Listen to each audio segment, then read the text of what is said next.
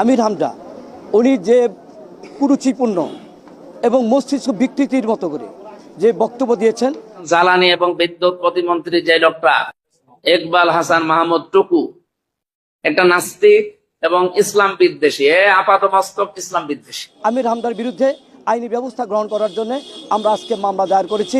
আসসালামু আলাইকুম রহমতুল্লাহ। প্রিয় দর্শক, সংসদ সদস্য মুফতি আমির হামজার নামে 100 কোটি টাকার মানহানির মামলা। সবাই আশ্চর্য হয়ে গেছেন। প্রিয় দর্শক, কি কারণে এই মামলা হয়েছে চলেন একটু বিস্তারিত জেনে আসি। আমির হামজার বিরুদ্ধে 100 কোটি টাকার মানহানির মামলা।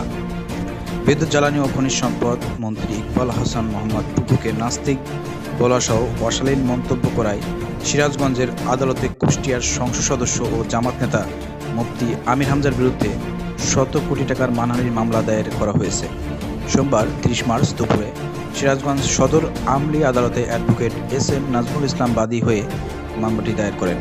বিচারক সুমন কুমার কর্মকার মামলাটি আমলে নিয়ে আদেশের অপেক্ষায় রেখেছেন।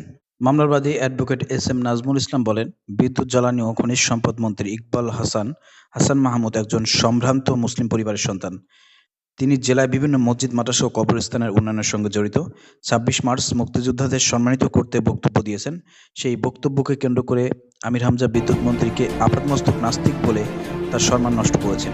এই কারণে আমির হামজার বিরুদ্ধে দণ্ডবিধি 500 ধারায় 100 কোটি মানহানি মামলা দায়ের করা হয়েছে। প্রিয় দর্শক, আপনারা বিস্তারিত শুনলেন। ভিডিওটি প্রচুর পরিমাণ শেয়ার করেন। মুফতি আমির হামজাকে বক্তব্য দেওয়ার ক্ষেত্রে কিন্তু স্বয়ং আমির জামান ডাক্তার শফিকুল পর্যন্ত সতর্ক করেছে, কারণ এর আগে তার অনেক বিতর্কিত বক্তব্য আছে, ক্ষমা চাওয়া আছে, সবকিছু মিলাই কিন্তু আমাদের যারা জামাত ইসলামের নেতাকর্মী আমরা যারা আছি বিভিন্ন জায়গা থেকে আমরাও অনেক সমালোচনা করেছি এবং মুফতি আমির হামজাকে বলেছি আপনাকে কথাবার্তা বলার ক্ষেত্রে খুব সাবধানতা অবলম্বন করতে হবে। রিসেন্টলি আপনারা দেখেছেন ফেসবুকে ইউটিউবে ছড়িয়ে পড়েছে এই বক্তব্যটা। তিনি একজন মন্ত্রীকে, বিদ্যুৎ ও জ্বালানি মন্ত্রী টুকু সাহেবকে নিয়ে বাজে মন্তব্য করেছে। তিনি সরাসরি তাকে নাস্তিক বলেছে। একজন সংসদ সদস্য অথবা মন্ত্রীকে কখনো এভাবে কথা বলতে পারে না। যেহেতু আমির হামজার বক্তব্য ভাইরাল হয়েছে, এই জন্য কিন্তু তার ইগোতে লাগছে এবং সে কিন্তু মানহানি মামলা করে দিয়েছে। এরপরে আদালত থেকে কিন্তু নোটিশ আসবে আমির হামজার কাছে, প্রকাশ্যে কিন্তু ক্ষমা চাওয়া লাগবে আমির হামজাকে, বলে দিলাম। অর্থাৎ মুফতি আমির হামজার এসব কথাবার্তা বলার ক্ষেত্রে খুব সাবধানতা অবলম্বন করা দরকার। আমরা জানি যে মুফতি আমির হামজার বয়স কম, 32 থেকে 35, রক্ত গরম, কিন্তু আপনাকে হিসাব করতে হবে আপনি একজন সংসদ সদস্য। অন্যান্য এমপি মন্ত্রীর ক্ষেত্রে কথা বলার ক্ষেত্রে আপনাকে মানে খুব সাবধান হইতে হবে। একজনকে এইভাবে নাস্তিক তারপর ইসলাম বিদ্বেষী ভাবে সরাসরি আপনি বলতে পারবেন না। এই যে বলছেন, দেখেন মানহানি মামলা করে দিয়েছে, এখন আপনি কিভাবে এটাই করবেন? 100 কোটি টাকার মানহানি মামলা, এখন আপনাকে ক্ষমা চাইতে হবে। তো এই জায়গা থেকে মুফতি আমির হামজাকে সতর্ক হইতে হবে, কিন্তু তিনি সতর্ক হচ্ছেন না, বারবার ভুল করতেছেন, বারবার তিনি আলোচনায় চলে আসতেছেন, বারবার ভুল করতেছেন। এটা চরম পরিমাণে একটা ভুল করেছে আমির হামজা। এভাবে আপনি বলতে পারেন না। একজন সংসদ সদস্য, আপনি যখন সংসদে যাবেন তখন কিন্তু এই মন্ত্রী টুকুর সঙ্গে কিন্তু আপনার দেখা হবে, তখন কি বলবেন? আপনি কি সরাসরি তাকে নাস্তিক বললেন?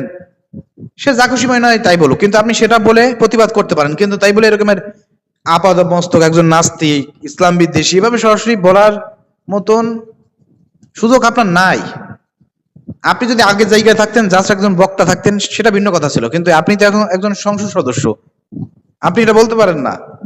আপনার অনেক কিছু লিমিট আছে, এগুলো আপনাকে বুঝতে হবে। এই বিষয়গুলো মুফতি আমির হামজার আশেপাশে যারা আছে তাদের দরকার মুফতি আমির হামজাকে পরামর্শ দিয়া। আর জামাতের আমির সহ জামাত ইসলামে যারা আছে সাংগঠনিকভাবে এই কিভাবে কথাবার্তা বলতে হবে এইসব বিষয়ে আরো ট্রেনিং দিতে হবে। এইসব যারা নতুন নতুন সংসদ সদস্য যারা হয়েছে এদেরকে আরো ট্রেনিং দেওয়া লাগবে জামাতের পক্ষ থেকে, নাহলে ভুল করলে ভুলে খেসারত কিন্তু সবাইকে দিতে হবে। তো যাই হোক, প্রিয় দর্শক, সবাই আমির হামজার ব্যাপার আপনারা কমেন্ট করবেন এবং তাকে পরামর্শ দেবেন। অনেকে তার বিরুদ্ধে দাঁড়িয়ে যাচ্ছে, আপনাদেরকে বলবো ভুল মানুষ করে, আমির হামজা ভুল করতেছে, করবে, সে ক্ষমা চাবে, কিন্তু আমাদেরকে এটা নিয়ে বেশি বাড়াবাড়ি করা যাবে না। ঠিক আছে, সতর্ক করতে হবে, পরামর্শ দিতে হবে। ধন্যবাদ। আসসালামু আলাইকুম রহমতুল্লাহ।